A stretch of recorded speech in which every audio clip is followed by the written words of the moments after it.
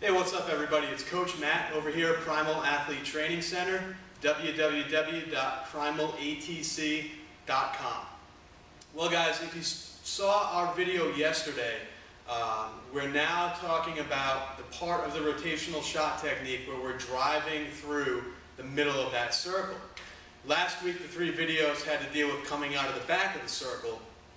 Now that we're turned around and facing that toe board, facing the direction that we're going to be throwing toward, now we have to work on driving through the circle, okay, landing properly in the circle in that proper power position.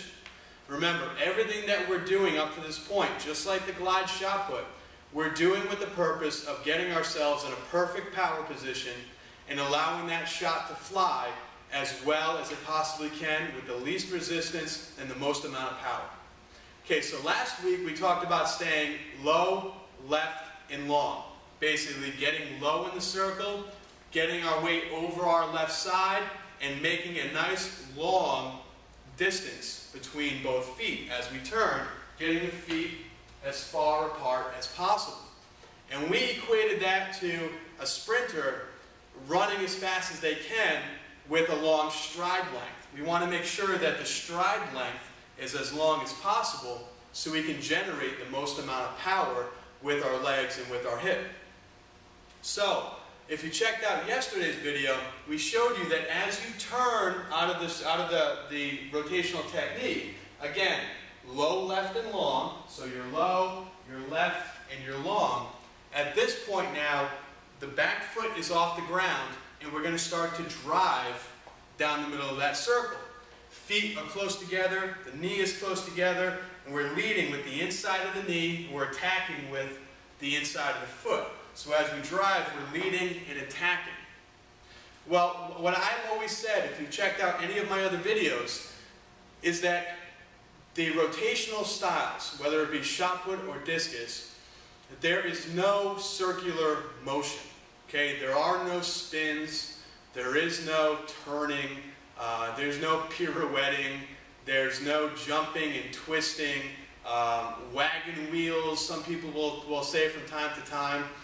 There's none of that. There's no roundness. It's a deliberate sprint, nice and fast, down that circle. It's a one-step sprint. Now, if you look at runners, if you ever get a video of a runner and break it down frame by frame, you realize the difference between running and walking, besides the speed, is that when you run, both feet are off the ground at the same time. The difference between speed walking and running, the rules of speed walking, is that one foot has to be on the ground at all times. That's why their hips move in quite a funny manner, because they're just trying to put their feet down as quickly as possible. In running, both feet are off the ground at the same time. And that's the same thing in the back of the circle.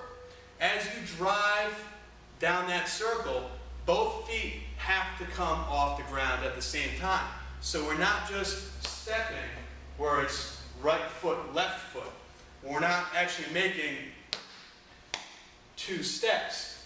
We want to get off the ground and we want to actually turn backwards in the air and land in a power position, both feet at the same time.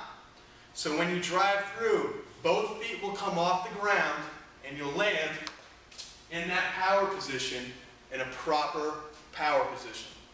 So as you drive off, you go to step to the middle of the circle, you're stepping to the middle, both feet are coming off the ground. So as you turn, both feet are coming off the ground. That's really a tough thing to work on, but there's a few drills to help you do that. One is a mirror turn.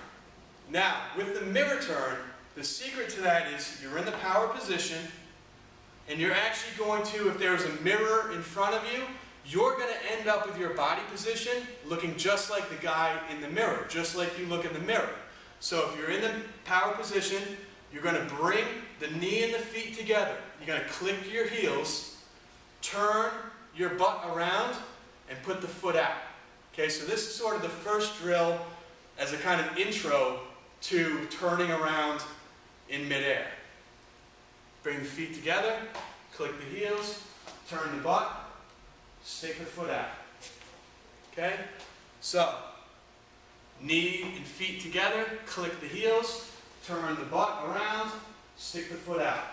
Make sure to keep the weight over that power leg. From here, we can speed it up. Take out that step in the middle.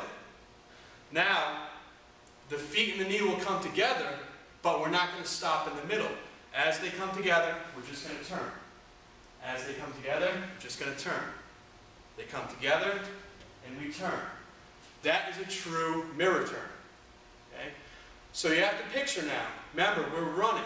So both feet, even though the drill, your feet are on the ground, both feet are going to be in mid-air as you do this. So as you're jumping through the air, as you're bounding down that circle, both feet will be off the ground. The knee and the feet will come together, and you're going to extend that blocking leg and land in a power position. So you're driving out of the back of the circle. Okay, we're still over that left side, getting in the air. Both feet getting in the air, both feet getting off the ground at the same time. Alright guys, that does it for today's video. Now in the next video, we're going to be covering everything about shifting weight. We're going to be covering everything having to do with keeping the weight back and landing in a good, proper power position. Make sure you keep checking out Primal Athlete Training Center. And make sure you keep checking out primalatc.com. You can find us on Facebook or on the web. Make sure you let your friends know that this is the place where throwers and coaches can come to improve their technique on a day-to-day basis.